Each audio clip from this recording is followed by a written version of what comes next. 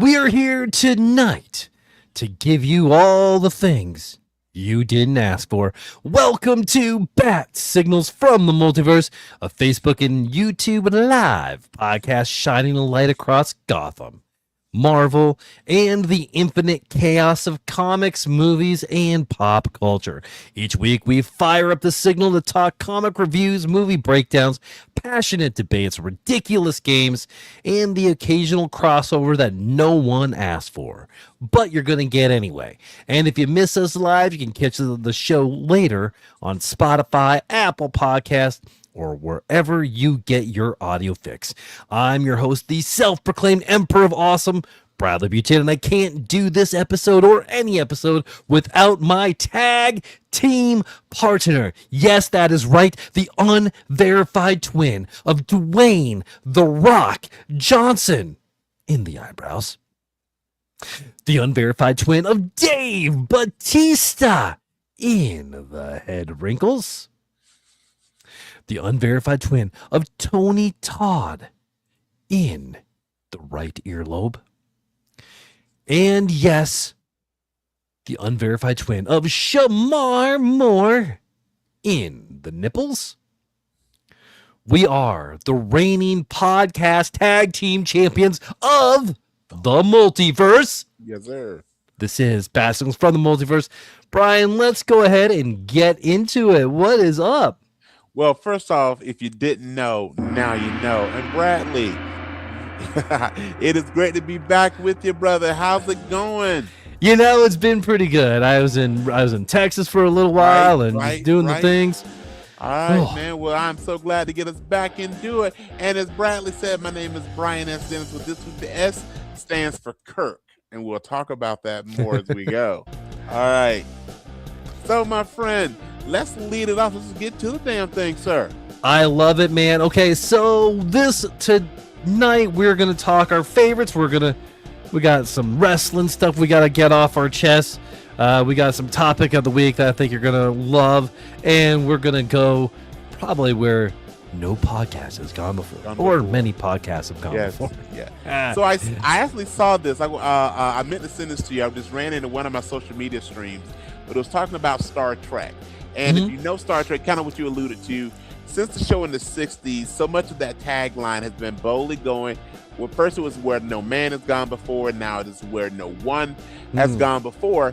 But this person was commenting on it goes, you know why? That's always been the Star Trek thing. Like, they always are going where supposedly no one has gone before, but there's always someone there. Like, they've never actually gone where no one is there. So, so there's the idea of, wait a minute.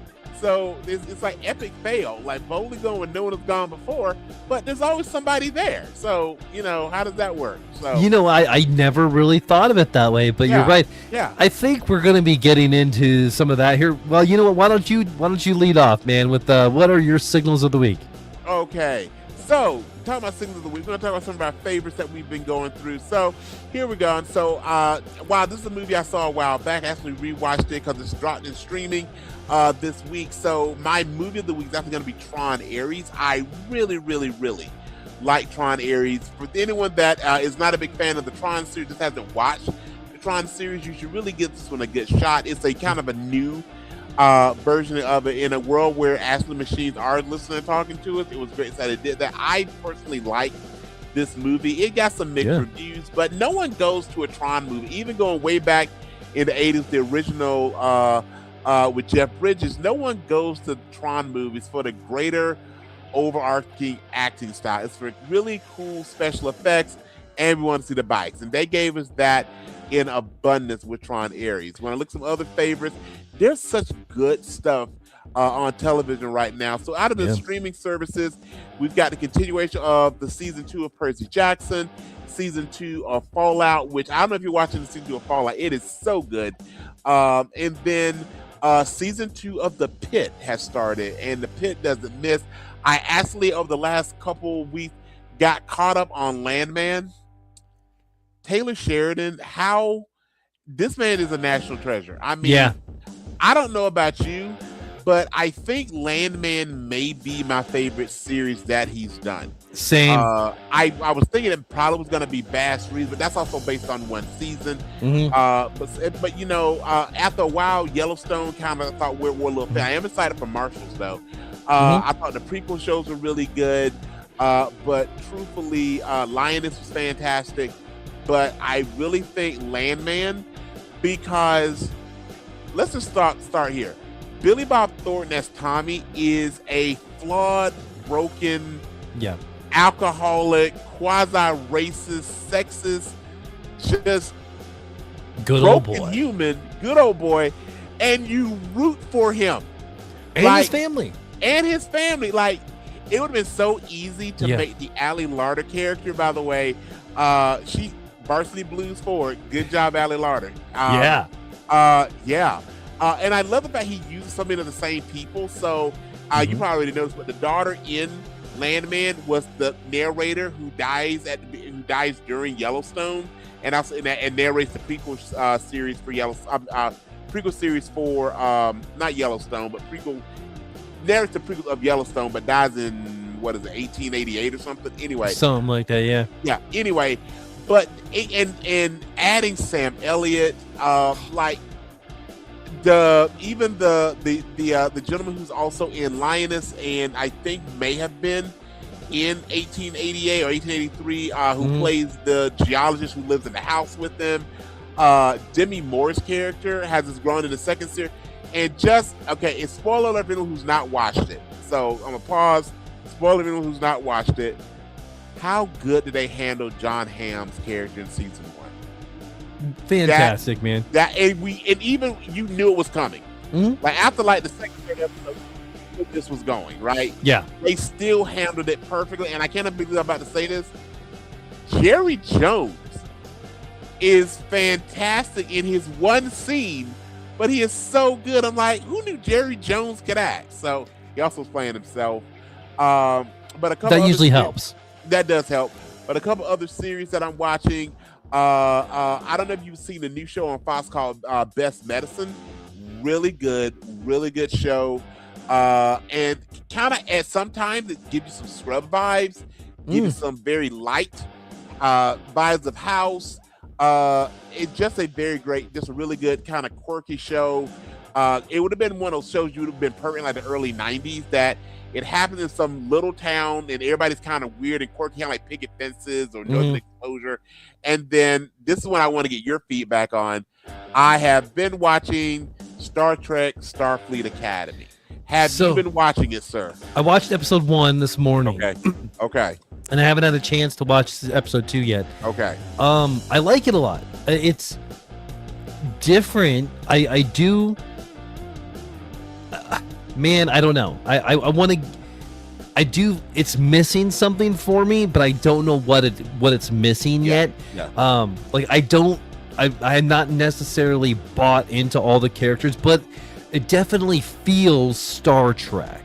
It feels Star Trek. And this is what they did, I think, to a really good effect with Deep Space Nine is the characters, the races, the species that they introduced in the Next Generation. They did the Next Generation expanded upon a lot of the species, characters, and worlds they're introduced in the original series. DS9 did that with that from Star Trek: The Next Generation, and then they did a lot, and they've done that with Starfleet Academy. I love the fact you have a character that is a Jim Hadar Klingon offspring. Yeah, I'm like, there's two. They've got the Klingon who's an actual pacifist who wants to be a doctor, but then Cadet Major, one of her parents is a Klingon, the other parent is a Jim Hadar. I was thinking, like, how did that happen? Like, how did that tender hookup occur? You know what? I could just see there's going to be an app next week. Or like Star Trek, Star Trek Species Maker. Yes, and they've done the thing with the photonics or the hologram. I don't want to spoil this for you. I watched episode 2 earlier today as well. That one to me also showed there's something missing, and I think what it is we've not gotten the big bad, right? So what we got in the Next Generation was eventually the Borg. What we got in Deep Space Nine eventually was the Dominion. So we got to see what we're eventually going to get here. Paul Giamatti was excellent in the first episode, but I Yeah. don't think that's going to be the ongoing villain. So we need some, maybe when they get more into what the burn is, which they still haven't told us really, I think that'll help. But you looking to your side, do we have a cameo? We Yes, got a do. cameo. Leia, want to say hi? Go ahead. I gotta close my apple juice. Close that apple Take my juice. apple juice. Take that apple juice, Dad. Take a He swig, dropped sir. my lid. Why are you grabbing it with your feet? Hello. Hey, That's me in Princess the Leia, background, how are by the way. you? I'm good. What's been going on? We went to a rodeo and we also went to Six the Musical in my shirt. I saw you in the Six the Musical. How was it? So good. Was it so good? Mhm. Have you seen Hamilton? I've heard of it and I've You've not watched seen the it. Okay. soundtrack, but I've Okay. not seen Hamilton. Okay, I know what watch it's that on about. Disney Plus.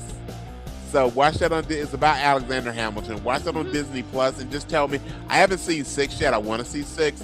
I just want to. I've heard there's some maybe similarities between the two. Just want to see which one you like better. But and then tell me about the rodeo.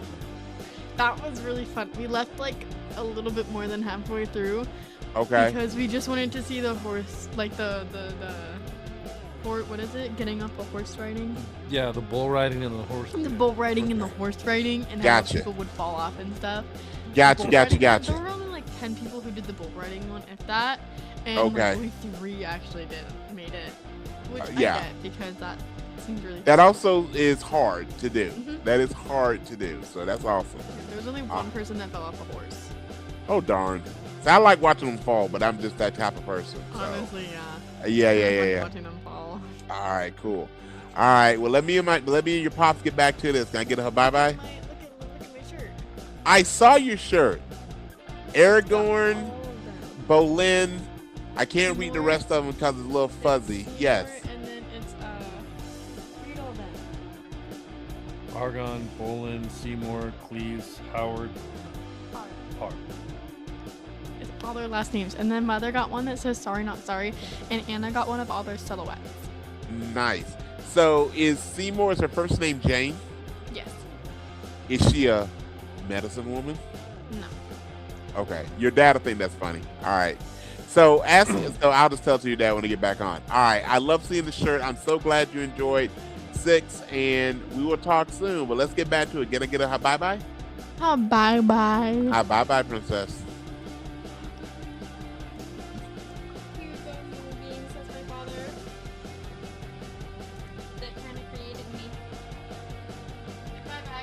Wait, hold up. Did she say kinda created her? Yeah. I mean, she's at an age that she needs to understand that you and her mom definitely created her. So, yeah, you might need to talk to your wife about that. Like, can we clarify? You know, Yeah. it might be a Dominic Mysterio situation happening here. It could be. It could Yeah, be. It could be. Yeah. Do we know what Eddie Guerrero was? I think he has passed on before she was born, but when did he die? how was it old is 09? Leia? How old is Leia? She is 13. Oh yeah, he's definitely been gone longer Yeah. than that, I believe. Yep. So with that being said, I pointed this out to her, which she did not find it funny at all. I asked, was one of Henry's wives, the one that was the name Seymour, what's her first name Jane? She goes, yeah. I'm like, so was she a medicine woman? And He didn't get it. did nothing, she? not No. a thing, not a thing. No, Okay, no. yeah, all right, brother, but no, She's really into historical things right now, but okay, yeah. very cool. So for you, how was 6 and how was the rodeo? I thought I was gonna like the rodeo more than I did, Okay, cause like, not. I mean, I'm glad I went. It was a good time. okay, But like, we really weren't there very long because apparently 90% of the rodeo isn't rodeoing. You know, oh really? What? Yeah, I what mean, is like, the- what is it? they had like gymnastics on horses and stuff. I don't know. It was just we left after about an hour. Okay. And All right. so it was fine. 6, the musical, fantastic. It was the first time Fantastic. I've ever been to something like that here in Des Okay. Moines, Okay. and it was so good. So All right. Nice one. I definitely want to go back. Like when some of the bigger stuff comes to Yeah. Des Moines, I'm definitely gonna go. Yeah, Yeah. I went and saw Hamilton when it was here. I think probably 3 years ago. That was Mhm. great. We tried to get tickets to that. Yeah, They went very, very They go very fast. quickly. Years ago, I saw The Color Purple. Doc Severinsen back in the day actually had a event here, and I was like, okay, and I actually went with a friend from work that hit the person who was gonna go. It kind of fell through, and like, you mind going? Like, I'll go. It's a free ticket. I was shocked. I'm like, wait, what? What is this? Doc Severinsen and it was like real. Like, I mean, he's a conductor of an orchestra, but they did a lot of like current poppy songs that they did some play with. I was like, what the hell? Here's Johnny guy, and for a lot of others, they have no idea who Doc Severinsen is. Google him. I was like, what is this? So no, that was very cool. That was very cool, sir. All right, my friend. Okay, so those are my things I was really digging. What about yourself? Man, I got to talk some comics here, but I read Night Fight 2. Night Fight is Bruce. It's along the lines of the DCKO. I don't know if you're following along or whatever, but DCKO is pretty much DC heroes and villains are put in a situation where one of them, they have to fight till one of them is standing and becomes the Omega King so they can save the world. Okay. So there's these tournament brackets and whatnot. Is Dana White or Triple H involved in this? Should be. But I mean, they're bringing Sub-Zero into it. Nice. Yeah, so that'll be pretty cool. I'll probably get that comic. But Night by Batman Batman got taken out right away. Okay. I mean, obviously that's a red herring. You know, whatever. Yeah, but who takes out Batman? Who takes Joker? out Batman? Yeah, that's a red herring. Absolutely. Yep. And so Batman, but where he goes to is the city where all his Robins are Batman. Or I'm sorry, Batmen. And so so Dick Grayson set up the Robin Academies all throughout the world where anybody can become a Robin. And which is super, super cool. Well, anyway, Bruce is freaking nuts, so crazy. So they're all fighting this Bruce Wayne in it, which is it's really cool. It's awesome. Won't get too far into it. Also, in DCKO, they had a Red Hood versus the Joker. Okay. And like the rules for these fights is it's 3 rounds, but like you get to pick one gets to pick the arena. Like so the Joker went to like the Killing Joke area. So we got and Jason Todd had this really, really cool line in the book where he was talking about he lost his life because he didn't want to fail Bruce Wayne. Because he was holding back. Well, now he's not going to hold back. Yeah, like this gonna be all right, Joker. This is not gonna be the same. Exactly. So you're not good. fighting Robin, you're fighting Red Hood. So yeah. And then so right now where they're at in the tournament, there's semifinals. So there's 8 people left. Right now you have Superman versus Guy. Okay, I'm gonna read these off to you, and then I'm gonna let you guess who's gonna make it to the finals. Okay. All right. Superman versus Guy Gardner. Who do you think's gonna win that? I heard. Oh, suit. Yep. Aquaman versus Lex. Lex. I trust his brain. Yeah, because then you're going to get Lex versus Superman. Yep. Wonder Woman versus Cyborg. Ooh. My heart wants to say Cyborg, but I'm thinking probably Wonder Woman. Yeah, that's kind of what I'm thinking too. And then last this is going to spoil the Red Hood versus the Joker. The Joker versus Zatanna. Joker, right? Yeah. Right. So and then so you'll have Superman versus Lex. Who do you think's going to win? Oh. I'm gonna go Lex. I think that's if I was writing the book, I would want to swerve a little bit. Okay. But somehow Lex defeats him. Okay. All right, and then it's gonna be Wonder Woman versus the Joker. Wonder Woman.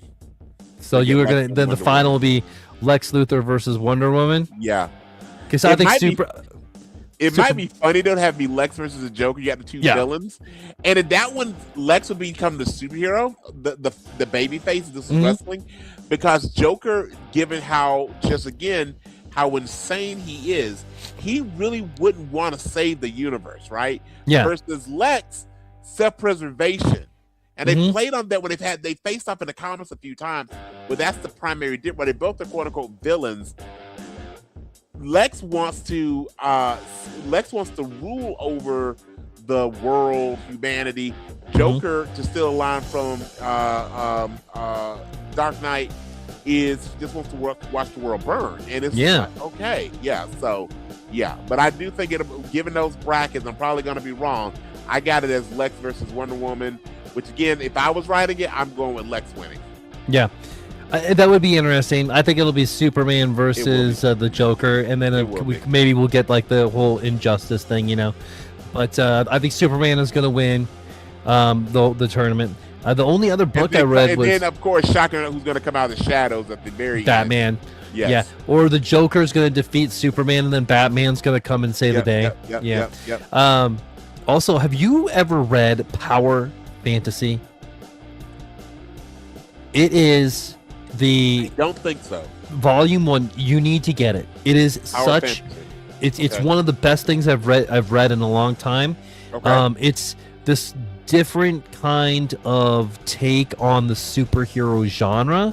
Okay. That it's well read. I mean, like there's 3 volumes out, and I only got volume 1. I'm probably gonna order volume 2 and 3 here pretty soon because it was so good. But yeah. Other than that, man, this is a Power Fantasy Volume 1, The Superpowers, correct? Yes, it looks like this. Yes. Okay, we're in the same book. All right, cool. Yes, it's one of the best things I've read in a while. Okay. Some TV that I'm watching, man. So you know me and my trashy reality shows that I love so much. I do. Dude, Traitors is back. Okay. Now I know you suffered through some Traitors last season, and I know you did it just for your tag team partner. Hey, I was here with you. Let it never be said I don't suffer for you, brother. Yes, sir. And Beast Academy, or not Beast Academy, but Beast Games. I've been watching some Beast Games. So I watched the first season. I haven't watched the second, but the first season I really like. I really like the first season. Yeah, season 2 is great so far. So, that's what I'm watching. I just ordered it. I'm gonna have it Tuesday, so I will have volume. So next pod we can walk through it. Absolutely. Yeah, let's do that. That'll be a lot of fun. Sweet. All right, man. Let's I think it's time for Brian's Want Wrestle. Yes, sir. You want to wrestle? So what we're going to do is we give a really quick WWE state of WWE recap. Sometimes we go through the premium live events. Used to be called pay-per-view. Sometimes we had to go deep dive into either Raw or SmackDown, maybe something happened in the real world of an unreal world. But this week, what I wanted to talk about is we've had over the past 2 weeks quite a few title changes and updates. So I'm just going to go through and ask Bradley, who does he think will be most likely the person to unseat these current champions? So over the past 2 weeks, we've had 3 championships change hands. So with that being said, so first off, the women's tag team titles. So they are now held by the team that goes by the name Rio, which is Rhea Ripley and Io Sky. So Bradley, who do you think would be most likely to defeat Rhea Ripley and Io Sky for the women's tag team titles? Well, I think it's going to go back to Kabuki Warriors. Okay. However, because I don't, for some reason, they don't want to let that storyline end between those 4. No, they don't. Yeah. And I would like to see what kind of, like, I want to see Judgment Day and Alexa Bliss and Charlotte Flair, but I think they're starting to set up the singles run for Charlotte and Alexa again. I agree. Yeah. So I'm gonna say, unless a new women's tag team can come out.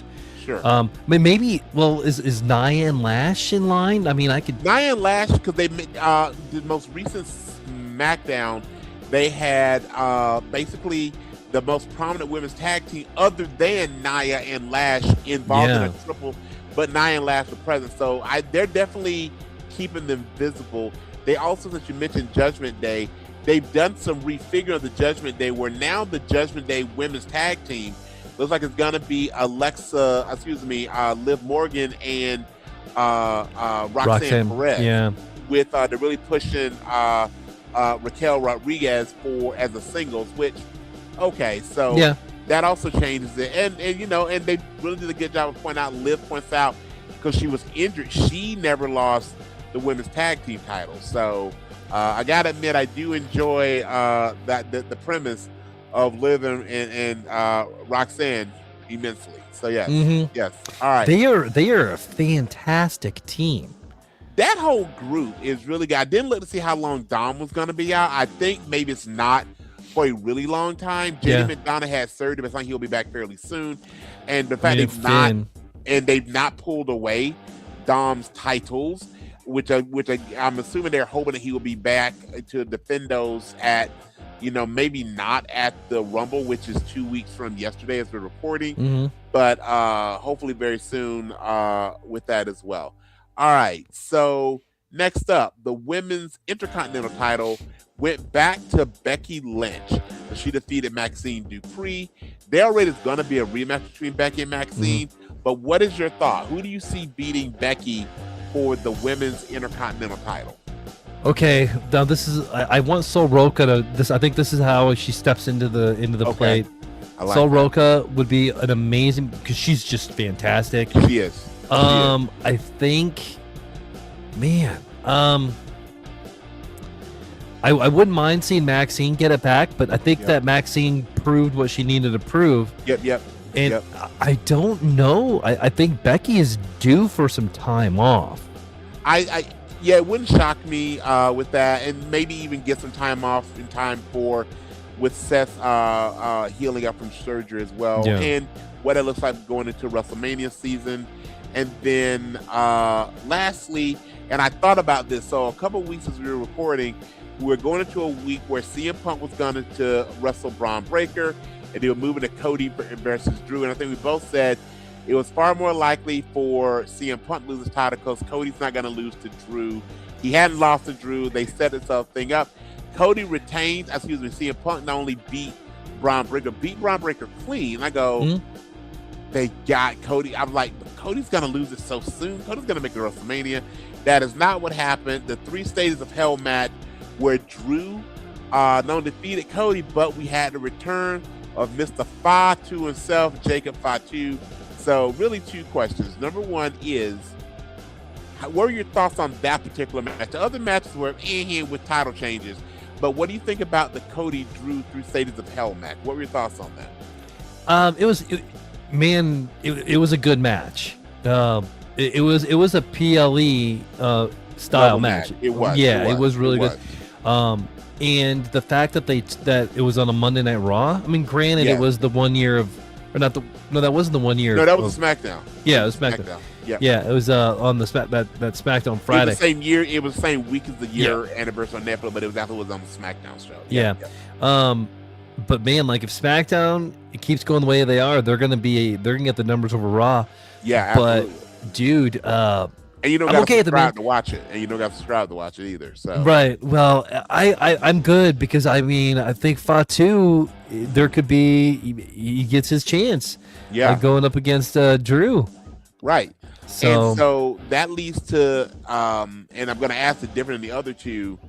So given this, so we know that Cody has already at least as of the most recent SmackDown, Cody has said he's the first entrant into the Royal Rumble. Should he win that, he would have won 3 Rumbles, which ties him with Austin, and he'd have won 3 and 4 years, which I think is what Austin did as well.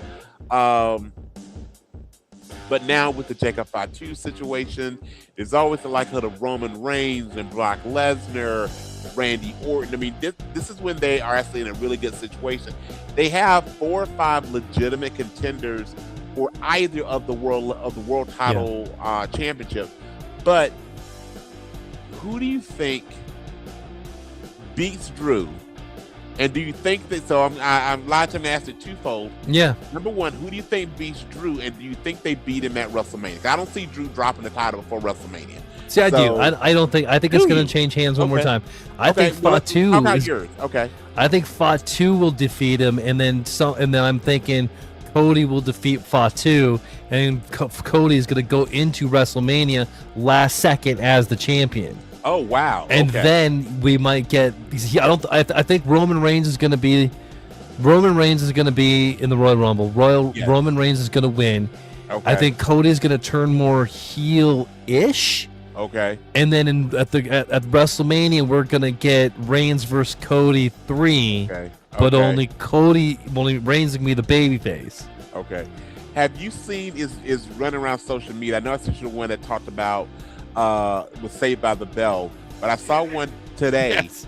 that pointed out it was basically was a mock-up of like WWE cards, and it was like of all these former champions.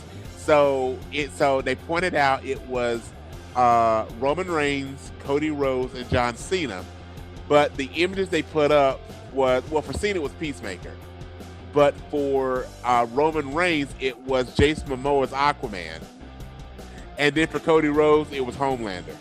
And I was like, yeah, it kind of makes sense. It does. makes sense. Yeah.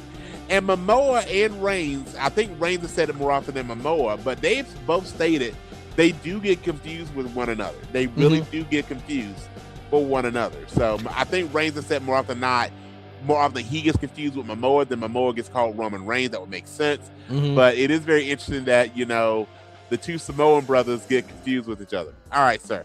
Okay, so here's my last question on the Wanna Wrestle, which is, we will fan cast this more in a couple of weeks. I want to get you real quick, just your heart pick, just who you want to see win. So we've got 2 Royal Rumble matches coming up in Riyadh, Saudi Arabia. We got the Women's Royal Rumble and the Men's Royal Rumble. Just your heart. Don't think too much about it. First, who do you see winning the Women's Royal Rumble? Just a heart pick. I want Alexa Bliss. Okay. And then who do you see from a heart standpoint winning the Men's Royal Rumble? Man, I have a lot of people that I wouldn't mind winning, but I think the person that Chris Jericho. Okay. I like you're asking for my heart. Here's my heart. My heart's like Chris Jericho or Jeff Hardy get called in on the Royal Rumble and win it. Can you imagine if like Chris Jericho or Jeff Hardy? Yes. Yeah. And I do think we'll see the Hardy story top. I think we're gonna get a triple threat table ladders and chairs match at WrestleMania with the brother teams of the Hardys, the Lucha Brothers, and the Usos. But since that'll probably be one of the greatest matches in the wrestling history. If that comes up, I want people giving me my flowers, but also yes. So here's one more thing before we move off from wrestling as you're talking about this. So remember, SmackDown has a number 1 contenders tournament, and in that tournament, in the finals, you have, and I believe it's going to be a fatal 4-way match. Yeah, you've got Trick Williams. Yep. You've got is it Sami Zayn? You've got Randy Orton, and I thought there was a 4th, and I can't remember. There is. Maybe, shoot. Because the Miz. Okay, so Randy beat the Miz. Yep. Boy. Trick beat Matt Cardona. Yeah. Sami Zayn. Woo. Yes, Sami Zayn beat Dragunov. That was a good match too. That was an extremely good match. So who are we missing? I don't know. So I have 2 thoughts on that. Number 1 is they've talked forever, and they keep mentioning that Sami Zayn wants to be world champion. He will be world champion. So in a fatal 4-way match, what if Sami Zayn? I'm going to give you 2 different scenarios. You tell which one of these you think could happen. Sami Zayn wins it, challenges Drew McIntyre. Do you think Zayn could beat McIntyre? Oh yeah. Okay. Yeah. Well, okay. But I don't want Zayn to. Okay. The other side of it is if Orton, which is who I think will win that match. Yes, if Orton wins it, you got Orton versus McIntyre. You pointed out titles changing. Do you see Orton beating Drew McIntyre, or could you see Orton? Oh, my brain didn't go there, Brian. My brain didn't go there, but I want it to because then that could set up if Cody was somehow to either win the Rumble or the Elimination Chamber. That would set up Cody versus Orton just with the other way. Instead of Cody defending against Orton, Orton defending against Cody. I love that. Love that. All right. And, here's a good thing. Do we see LA Knight? Yeah, in the Rumble. Because he's been conspicuous by his absence. He really has been conspicuous, and I don't think it's well, they wrote him off because he got attacked by the Vision, so they wrote him off television. But if he's not back on this week's Raw, then as I agree with you that he totally, I see him. Because can you imagine the pop when you hear that music of his? I mean, it's perfect for the Rumble, and the Rumble always has a few surprises we can talk about as well. There'll definitely be some TNA people in the Rumble. Now they have that written. You're definitely gonna see, Joe Hendry. They're gonna see. I got to say his name. You're gonna see the Hardys. Mm-hmm. You might see, someone like Santana. I mean, there's some really good talent in there, and some of which have a WWE or NXT connection that it would make sense to see them coming up. So I'm excited for the Rumble. I'm not excited for it to be in Saudi Arabia. So it starts at we're Central Time, so it starts at 1 p.m. our area, so middle of the day, watching the Rumble. And you know what? I want to respect culture, but having the women having to be in an hour plus long match, neck to feet, that's gonna be an interesting experience for him. So well, there's another point that we didn't bring up as well. How many of the superstars, especially on the women's, are gonna go? Because I'm sure that there's some of them that refuse. And like I've been to Saudi Arabia. Okay, let's be real. They do not like America. They like our money. They do not to get political at all, but like they do not like Americans. I mean, and like for example, and yes, I know it's a different world over there, and women are treated way, way, way different. I mean, just a few years ago, a woman couldn't drive on the streets of Saudi Arabia, and we're gonna have a women's Royal Rumble. I mean, it won't be long before we have a WrestleMania in Saudi Arabia. Right, especially with the amount of money that they're paying. And that had been the WWE's corporate response, and now TKO's response is that having the women go there and the representation of the women in the ring might also cause some, different thought process. But we've also seen, because they've been going to the Middle East now for the past few years. Initially, Sami Zayn refused to go. He now goes. When it first happened, there were quite a few wrestlers, both on the men and women's side, that refused to go, be it for political reasons, be it for it's a super long travel. And again, Sami Zayn was probably the most vocal of it. I think Mick Foley, even though said like if they asked him, he wouldn't go. Roman Reigns didn't go for a while, but I think that was more because he was having a flare of his leukemia, so being that long in the plane, those sorts of things. But you're right. I'm curious if that does change some of the participants. You're right. We will want that without a doubt. Have a WrestleMania it'll be in the Middle East sooner versus later. Probably, we'll see. I mean, they really like having it in Vegas, poor New Orleans. But it wouldn't shock me if we get 43 before 45. So with one of the next three, I could see being in again part of their Saudi Middle East package. I mean, and because it just takes away that element of surprise when a Rumble's in Chicago or when a Rumble's in the States or even Canada. I mean, like like anybody could show up. But when the Rumble is in Saudi Arabia and Riyadh, I mean, like, it's a lot harder, especially incognito, for somebody to get over there and go. I mean, like, you can't hide that. So, we're not going to be there. We're not going to have as many surprises. But. Right. And just at least logistically. Logistically, it's just a harder thing to do. All right, my friend. Well, we're wrapping up Wanna Wrestle, sir. Where you want to head now, my friend? All right, let's go ahead and get into this topic of the week. And Brian, explain to us, you had the idea of doing our favorite captains. Yes. Our favorite captain fictional characters. So here's what we're going to do. So Bradley and I are going to give you our top 10 captains in the world of entertainment. So that can be from television, movies, fiction, potentially even the real world, our favorite captains. Now, what does that mean? Depends on your interpretation of the word, the role, the rank of captain. It could be a lot of different things. Bradley and I never discuss our list, but I am curious if we have any overlaps. So that'll be a fun thing to talk about of our list. So this week, we're going to take a bit of a pause in our super fight, but we're going to do our list, discuss them, and see kind of where we landed. So with that being said, my friend, why don't you lead us off with your captains? All right, so here's what I did, Brian. And so I got 10 captains, and I have 10 different things. So I don't have any duplicates from like Marvel, DC, or anything like that. Fair. All right. So I think we'll probably at least have a couple overlap. It might just be the obvious ones, because even if but there are a few that, given the name, there can still be different individuals, because captain is like a rank or a title. Yeah.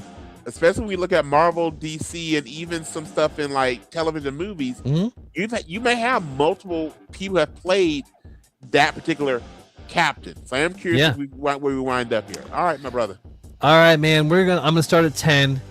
All right. And usually I rank Star Wars a lot higher. And I was thinking I had to get Star Wars on here somewhere, right? I'm sure you did. And I was thinking, do I say Captain Solo? But you can't, because like he's more Han Solo than he is Captain. And yes, he's Captain of the Millennium Falcon. Okay. But more people know him as Han Solo than Captain Solo. So and when he was a little boy and lonely, he was Han Solo. That's right. Yes. Please continue. Yeah. So I went to the clone, Captain Rex. Love Captain Rex, man. There's my number 10. There's my Star Wars. Okay. And then I had to reach into the world of literature. Okay. When I'm thinking about literature, and you're thinking about captains. There is one captain in literature. He's 20,000 leagues under the sea. Nice. Captain Nemo. A character who there isn't enough done with. There is not enough done with that franchise. You could do so much with 20,000 Leagues Under the Sea. Absolutely. And as a matter of fact, didn't they just redo something with that? Australia or something did that? I think so. And I believe there's actually possibly a Nemo movie, not the fish, but the actual I want to say, I thought I saw that there's actually either a movie or a TV show featuring the Captain Nemo character. By the way, my favorite interpretation of it was League of Extraordinary Gentlemen. I love that, 100. and I wanted that to be a spinoff, and I unfortunately didn't get one, but I felt like that would have been perfect. And again, the little Call Me Ishmael from Moby Dick, that was just well done. I thought Nemo was probably my favorite character in that. So, man, yeah. A League of the Extraordinary Gentlemen needs to be remade. It's such a good franchise that can be picked up anywhere, man. I mean, and if you read the comics, there's so much there. Yeah.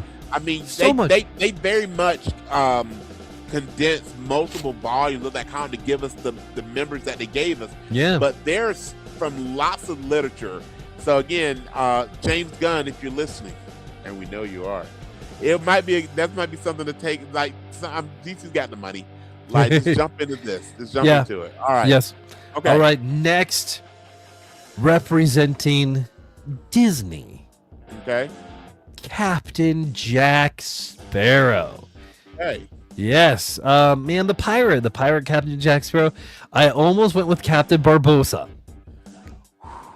because Jeffrey Rush is amazing, but how do you fight against? What are you doing? Right, man. You doing? Yes. And then I just realized I have two pirates on my cap, but that's okay. Fair. That's okay. That is absolutely fair. That's fine. Captain Jack Sparrow is fantastic. In the movies, he said he could be a Commodore in the second movie. You can be Commodore Barbossa. So I think, but yeah, I got to tell you, especially as the series and the franchise went on, Barbossa absolutely became my favorite character. Yeah. One of my favorite scenes is in at World's End when Will and Elizabeth Swann are ask him to marry, and they're fighting, and as he's sword fighting the folks from the Jolly Roger, and he actually the Flying Dutchman, and he actually is doing the vows. And I was like, that is just so amazing. So, and not to mention, Jeffrey Rush is one of the ones that, I mean, come on, Casanova, Frankenstein, Jeffrey Rush is fantastic. So, absolutely. So, all right, so I got you down for Captain Jack Sparrow.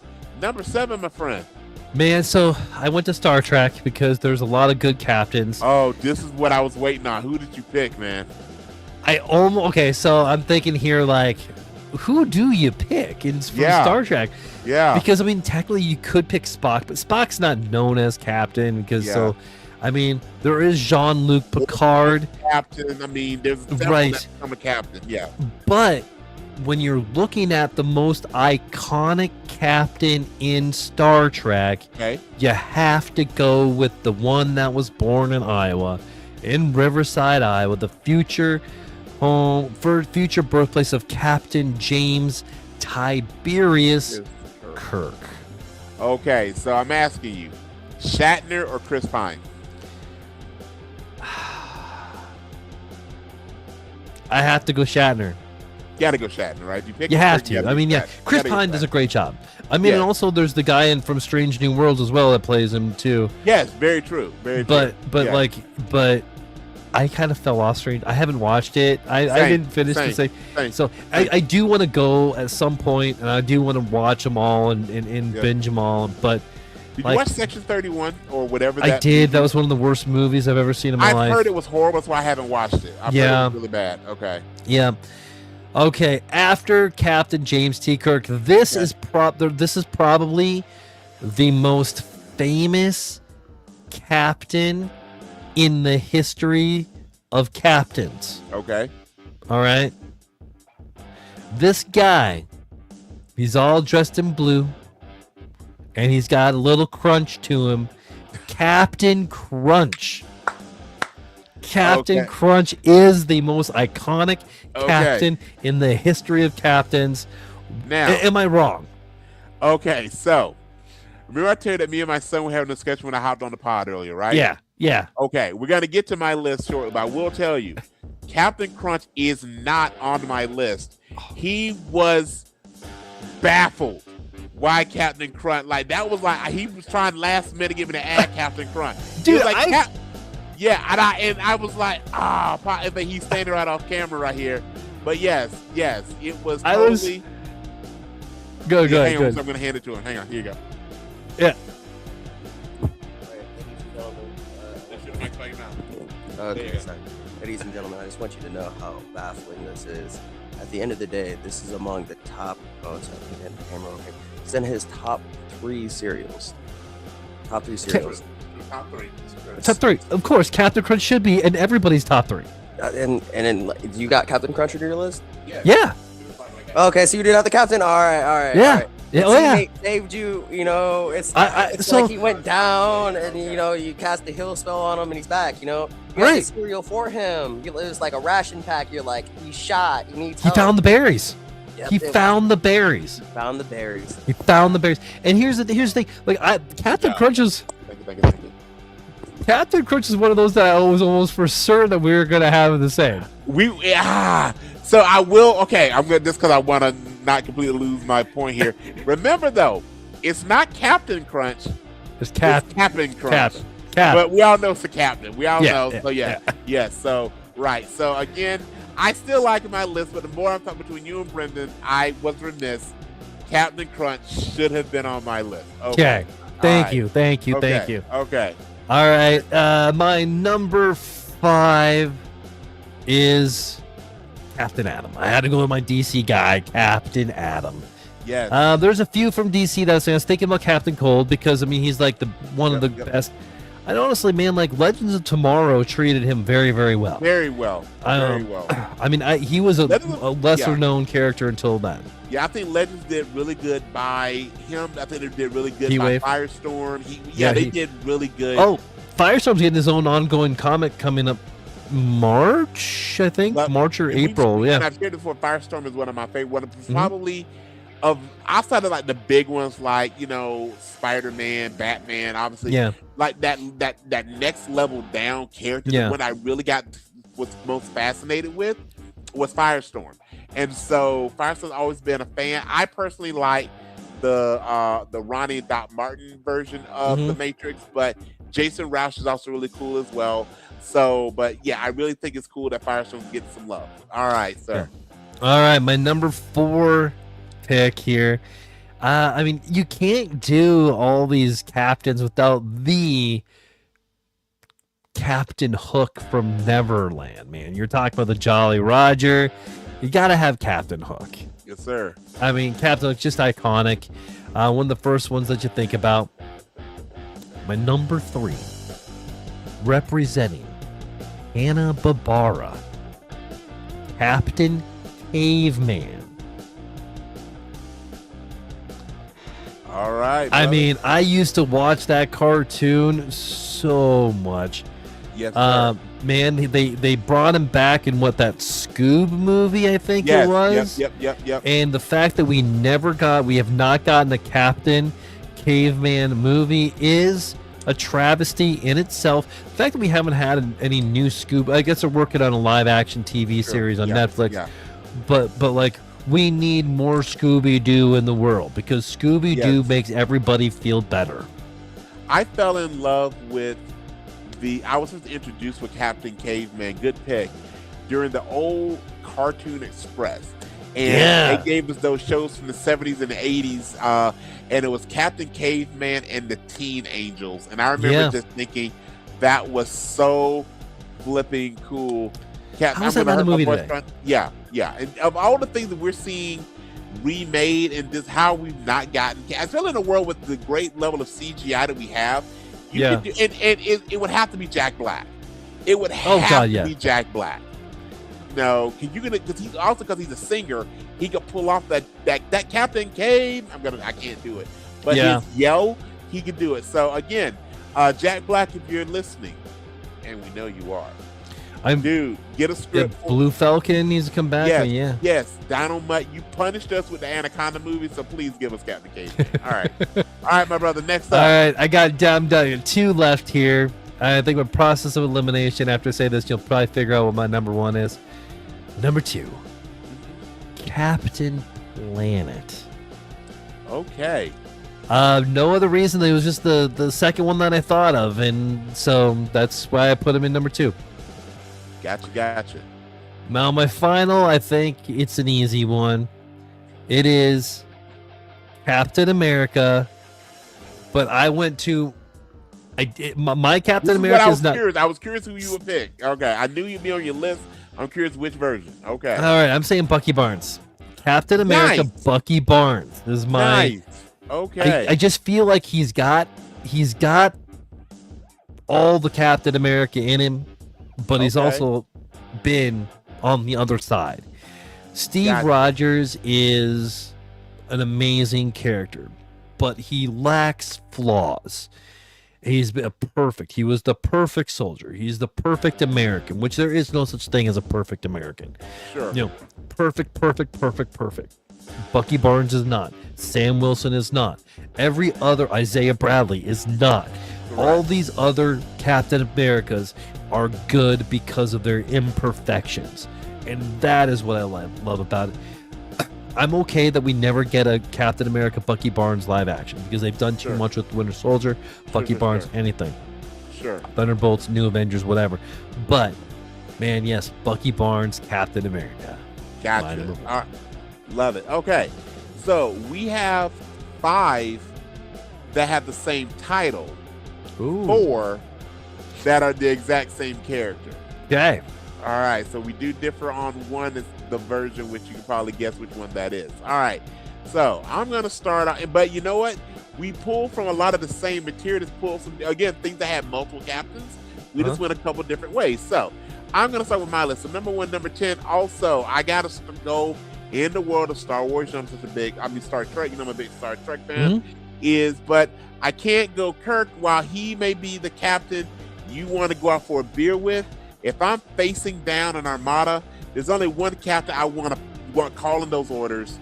I want to be his number 1, maybe even his number 2, is Jean-Luc Picard. So Captain Picard is my number 10. Number 9, I love this character just because he has one of my favorite moments and scenes in a movie. It was when he was the person that every year you could depend on him to defeat aliens during the summer. All he was trying to do was go to a barbecue, but he's in the desert pulling this alien with his dreadlocks hanging out of his parachute. But he ain't mad. He ain't mad, and you damn sure better keep his wife's name out of your mouth. I'm going with Captain Stephen Hiller, played by Will Smith in the Judgment Day movie. Now, Brian. Yes. Right now, Will Smith is trying to go pull to pull, if you know what I mean. Have you watched that yet? I haven't. It's on my queue, though. The first episode was really good. I haven't gone any further. The first episode is that he really has to trek across the South Pole. And by the way, the reason that, take a quick side quest, he actually talks at the very first episode about why he was doing the show, and talks about he had a gentleman that he knew in his personal life that really wasn't explored, that he is using this way to kind of reconnect with the mentor.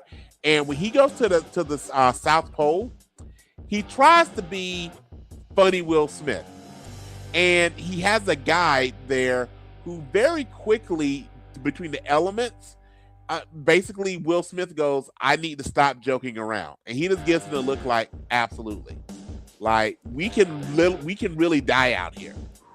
And he took it. I mean, there's still moments. Yeah. Obviously, they have a film crew there, so it's not just these two people trekking across the Antarctic wasteland, I should call it a wasteland, but also you get to learn so much about it. And I will tell you this, that Antarctica is two things, and it has these two things that are so, you would think not would be the same thing, but Antarctica is, number one, the coldest place on Earth. Mm-hmm. It is also, well, I'll say I'm lying to you. Well, it is the coldest place on Earth, but it's two things from how they say it in the show. Antarctica is at the same time that it is the largest source of water in the world. It is also the largest desert in the world. I did know that, yeah. Because it's based on rainfall. So it never gets warm enough for the snow to melt. So it's dry. And both Will Smith and the guy talk about, because there's no moisture in the air, you actually dehydrate every time you breathe in Antarctica. Jeez. Like your body, you're expelling more hydration than you're inhaling. So every breath in Antarctica actually dehydrates you. So to see, and so I got to give at least the first episode of Pole to Pole, if you know what I'm saying. It was well done. It was very well done. So, okay. Excellent. All right. So number 8 for me. You know what? I couldn't do this list without this person being listed, because you know what? Sometimes he's getting a little too old for this, which is Danny Glover as Captain Murtaugh in my second favorite Christmas movie, Lethal Weapon. Yes. Now, this is where our list begins to sort of kind of intersect. My number 7 is Captain America. I almost went Isaiah Bradley. I almost went Sam Wilson. And yes, I almost went Bucky Barnes. But at the end of the day, sometimes you guys go with the OG. So my Captain America for this list is Captain Steve Rogers. Which is also a separate character as well. Yes, absolutely. So, yeah, you got a twofer. Absolutely. Yes. So there's Captain Steve and after Captain America. I mean, Will Smith got a twofer on the pole to pole too, right? Yeah. All right. Next up, from the world of literature, I'm going to go Captain Hook, but I'm actually going Captain Hook from the movie Hook. I just always loved Dustin Hoffman. Yeah. I always loved Dustin Hoffman as playing Hook. Man, Dustin Hoffman has two characters that I think he'll always be remembered for, and that's going to be the Hook and Rain Man. And I would say he's even got a third in Tootsie. I would say in Tootsie, that's also incredibly legendary. All right, next up, okay, we're both about the same age. We grew up with this character. Of course, when our powers combined, we have Captain Planet. Another one that could be done again for a updated version as well. We've probably all seen the screenshots of what they thought was going to do a lot, and they're horrible. So please don't give us that, but make us a good Captain Planet. Now, this is where you and I totally divested. While I had to pull from Star Wars as well. I actually, even though he's not called this, he does have the rank. So my number 4 is, Captain Solo. Captain Solo. Number 3, again, our lists are very similar. Number 3, Captain Caveman. Same spot too. Yes, Captain number 2. I was really surprised this did not make your list. Captain Marvel. There are so many versions of great characters named Captain Marvel, but I'll let you respond. So the reason why she didn't or he didn't is because I wanted to only have one person from each franchise. Gotcha. So it was like, do I do Captain Marvel because Captain Marvel does produce more of the comic, or Captain America? And then I'm like, well. Well, So, I got even another one for you. While I did do Captain Marvel, I did not pick the Marvel Captain Marvel. I went DC's Captain Marvel. So I went, as some of you may know him as Shazam, which to me, all respect with the various Marvel versions of Captain Marvel, but to me, Captain Marvel will always be Shazam. So I went with that. And then number 1, where is the rum? Why is the rum gone? My absolute favorite of these captains, because when I think about captains, my head goes to a pirate. So got to be a leader, got to be a swashbuckler, got to be this kind of rogue, dastardly person, but with a good heart. And by the fact he got to hang out with Keira Knightley a lot, I'm going with Captain Jack Sparrow. Also because he probably called himself captain more than anybody else on either of our lists. I had to go with Captain Jack Sparrow, played by Johnny Depp. Oh, 100%. And this will actually be an interesting conversation we can have too sometime. Is what characters that actors will always be remembered for. Yes. And that is definitely Johnny Depp. The first character you think of for when you think of Johnny Depp is going to be Captain Jack Sparrow. Jack Sparrow, absolutely. All right. Well, that was a great list. Yep. Just real quick, there'd be some. I love that idea. That would be really difficult to do for someone like, obviously the Godfather of this show, Samuel Jackson. But also we talked about Gary Oldman, Liam Neeson, Dustin Hoffman. I mean, like some of the people we've talked about, Morgan Freeman. Like, if you imagine like the most iconic roles that people could be in, that would be a great list to run through. Yeah. All right, my friend. We're gonna put some thought into that one because I think that might be a good one. That'll be fun. All right, next we are gonna do totally not canon, where the lore ends and our nonsense begins. This is the part of the show where we take your favorite characters, break continuity over our knee, and imagine what they've really been up to between issues, movies, and timelines. No rules, no approvals, zero canon. Brian, are you ready to get weird here, buddy? Let's break it. Let's break it. I had a couple of ideas based on some of the captains that are out there, right? And we figured we'll strike up a conversation here. The first one, I got a Captain Planet pitch that I want your help with as well. Okay. I want to call this Battle of the Captain Planet. But instead of just one Captain Planet on Earth, there's a Captain Planet for every planet that has, but but they all have to fight each other. Yes. To reign supreme, however you want to do it. Yes. What do we think about that? How can you build on that little idea there, buddy? Well, I love the fact that we could play it as the universe we're in is alive, right? And we let's say play with the solar system. So if we go back through mythology, when back in the day, the sun was not only thought to be the center of the universe, but there's various cultures and religions that the sun is a god. So let's say that's what happens is the sun god has decided that only one planet should survive. He's tired of, or they are tired of life. So what you have now is, I guess we now have 8 planets in our solar system. Pluto's, I think, a moon now. But anyway, you have the embodiment of each one of those planets in our solar system. So Mercury, Venus, Mars, obviously Earth. And so what you begin to do, and this will make a really good series, is that you need your champions to really give life to who will be the embodiment of Earth. So you can still do it similar to what you've done before. You can say the embodiment of Earth has heart, air, water, wind, fire. But things like, since Mercury is so close to the sun, then Mercury is literally living fire versus whatever be the furthest most planet might be walking, talking ice. Jupiter because it's so huge to be a giant. Saturn because it's got that storm that we always know. Maybe it's a cyclops. So you could really play with the war. Is just that. Maybe taken from the god of war, Aries or Mars, depending on which philosophy you fall under. That could be your war planet. So I think you could definitely Venus again could be the more of a female goddess type, but I think you could definitely play with that. What would Uranus be? I'm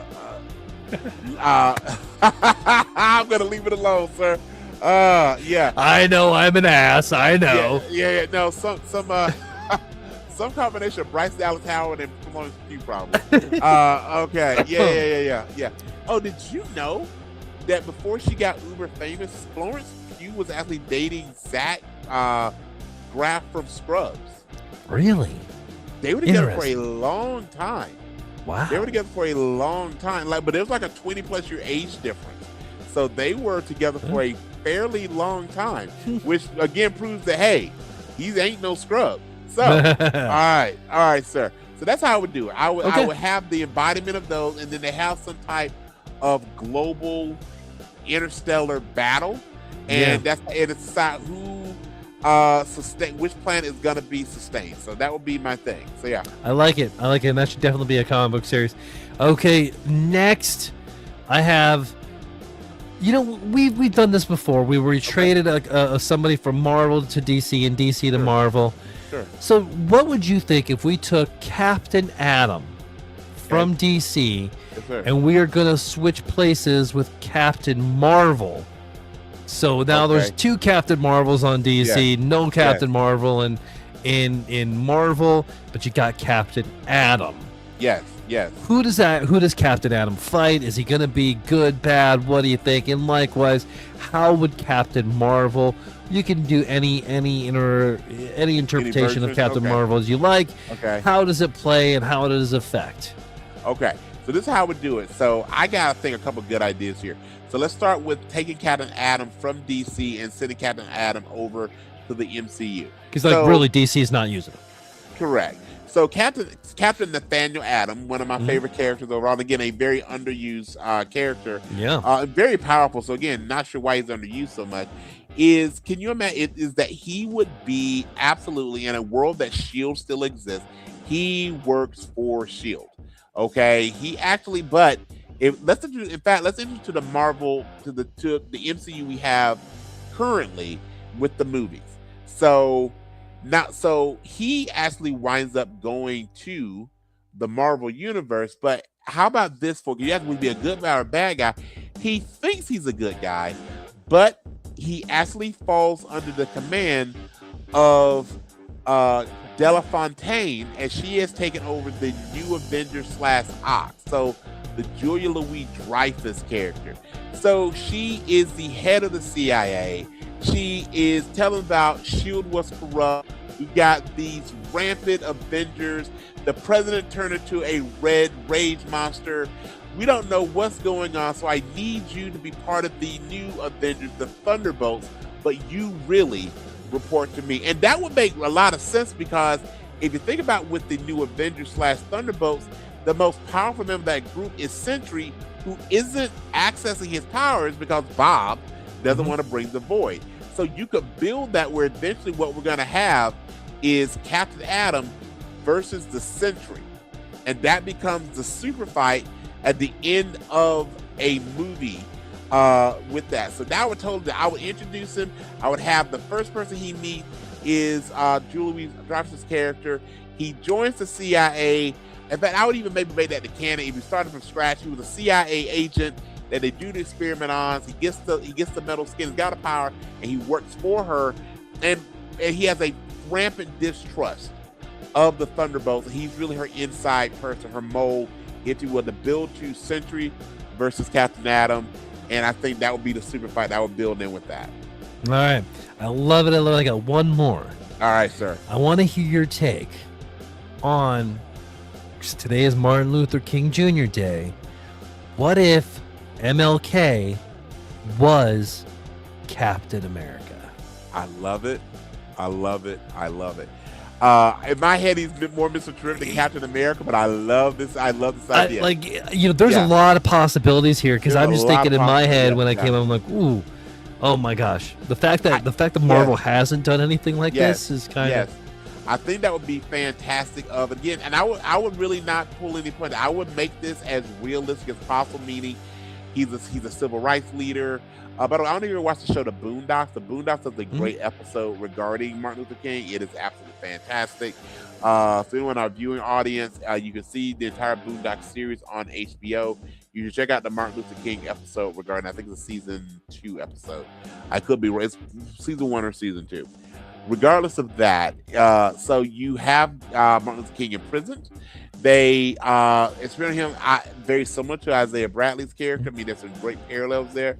Dr. King survives the experiments, becomes the super soldier, but because Dr. King authentically was a follower of pacifism and nonviolence and the works of Gandhi, that if you have the super soldier who chooses not to fight, and they're consistently trying to draw him into the fight, and him trying, almost like in Age of Ultron, where Scarlett Johansson's character, the Black Widow, is speaking to Mark Ruffalo's Hulk, and goes that, the guy that tries to avoid the fight because he knows he can win it, they could play off that theme with him, of him choosing not to do that, but ultimately, because this is fiction, he has to eventually stand up for his principles. And do we actually have him pick up the shield?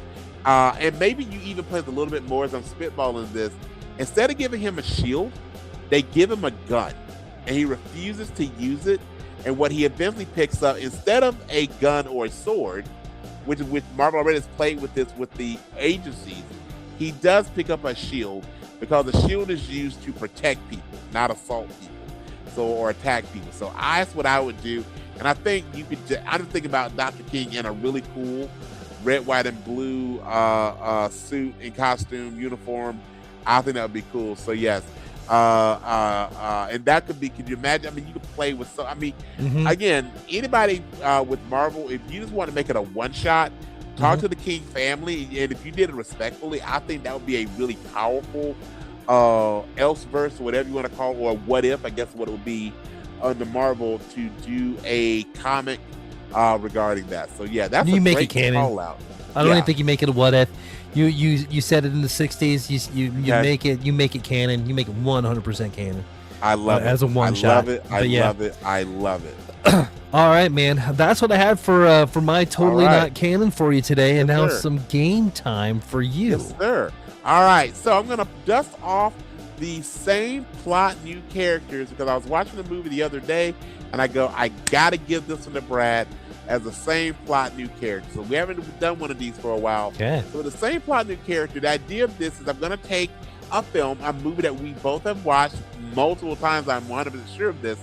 And I'm going to give you the plot of it, but taking the same actors and actresses who are in the film, using references to their other items in their filmography. So, same plot, new characters, and I'm going to see if you can figure out what film this is. So when you're ready, sir, I will give you the plot. I'm ready. I'm going to take some notes. All right. It's inconceivable how good this movie is. It features an expendable former astronaut who always sees red. Driven by a desire to never cop out, he begins to moonlight as an alpha dog, protecting a sinful city. Supported by his folk singer wife, who always reminds him to run if there's trouble, our hero faces evil and vows to fight them to the pain. His partner in fighting crime provides timely advice, such as following the rules of engagement, understanding that there is a time to kill, and explaining the power of mace. Together, their exploits go down in history, some fact, some fiction. Okay. Read it to me again. Absolutely. It's inconceivable how good this movie is, featuring an expendable former astronaut who always sees red. Driven by a desire to never cop out, he begins to moonlight as an alpha dog, protecting a sinful city. Supported by his folk singer wife, who always reminds him to run when he's in trouble. Our hero faces evil and vows to fight them to the pain. His partner in fighting crime provides timely advice, such as following the rules of engagement, understanding that there is a time to kill, and explaining the power of mace. Together, their exploits go down in history, some fact, some fiction. Is this Unbreakable? Ding, ding, ding. Man, All right. I almost said Glass there for a second, but I'm like, It wait a was second. close. It was close. All right, so let me break it down for you. Yeah, do it. Okay, so it's Inconceivable. That is a reference to The Princess Bride. Princess Buttercup and The Princess Bride is played by Robin Wright. Yeah. An expendable former astronaut. Bruce Willis is in the Expendable movies. Also in Armageddon, he is an astronaut. He who always sees red. So twofold. In both Unbreakable, he sees red, and also he was in the movie Red and Red 2. Driven by a desire to never cop out, his movie Tracy Morgan, he begins to moonlight. He got started moonlight with Sybil Shepherd, and he stars in the movies Alpha Dog and Sin City, that I refrain as Sinful City. Supported by his folk singer wife. Again, Robin Wright played a folk singer in Forrest Gump. And in that same movie, she reminded Forrest that whenever there's trouble, to always run. Our hero faces evil and vows to fight them to the pain. Another reference back to The Princess Bride. His partner in fighting crime gives timely advice, such as following the rules of engagement, understanding a time to kill. Both of those are movies featuring Samuel L. Jackson, and explains the power of mace, hence Mace Windu from Star Wars. And together the exploits go down in history, some fact, some fiction. My personal favorite movie that Samuel L. Jackson and Bruce Willis are in together, Pulp Fiction. So great job, my friend. Great job, my friend. All right. Thank you. Brian, do you have an honest ad? I do. So Bradley, did you know that today is National Winnie the Pooh Day? I did not. So, given that it is National Winnie the Pooh Day. Oh, I did. I saw your Facebook post. Yes. So I am going to give you the honest ad on one Winnie or Eddie the Pooh. All right, here we go. He lives in the woods and it's all good. He doesn't need money, but he is here for the honey. Rocking his red shirt without any bottoms. If you look too closely, you'll see his third column. He loves his friends, especially Kanga and Roo. However, you won't find this bear ever locked in a zoo. He roams free, always looking for trouble. Obeying the rules is such a struggle. He often says, "Oh bother," when considering his lot, but he knows all secrets can be found in the honey pot. On this day we remember all the lessons we've learned from you, the one, the only, Winnie the Pooh. Well My honest ad done. on Winnie the Pooh. Well done. I love it. All right, Brian. Hey, don't forget to like, share, do all the things. Yes, sir. Brian, are you ready for your words of wisdom? Before I get to that, I gotta give you my better achievement of the week. Oh, so yeah, I got that too. We already mentioned the person a couple times in the pod. So absolutely, given this time of year, especially the way that our world, our country is going, we need his words of wisdom more than probably we have in a long, long time. So obviously, my better achievement of the week is the one, the only Dr. Martin Luther King Jr. My friend, who is yours? I got 3 of them this week. One, I got MLK with you, man, because we're not here without there. And, Absolutely. I did a cool interview conversation with a wonderful person, Anomaly Rambles, from TikTok. That episode will be out on Wednesday as well. And today is also my brother's birthday. Hey. My big Jim E. That is awesome. And he's not going to pick up that reference. Jimmy, that is a wrestler. Yes. You need Big to start Jim. watching Yes, the sir. WWE Yes, sir. so you can be like your big brother. Ooh, so. Yes. Oos. All right, man. All right, Brian, my friend. what Yes, are your sir. words of wisdom? My words of wisdom are, as always, first off, thank you, ladies and gentlemen, boys and girls, for joining us for what is the best part of our week. And as you go out to your week, please remember these powerful words of wisdom. First up, never give up, never surrender, and Goonies, never say die. All right. Well, never meet your heroes, especially if they tweet.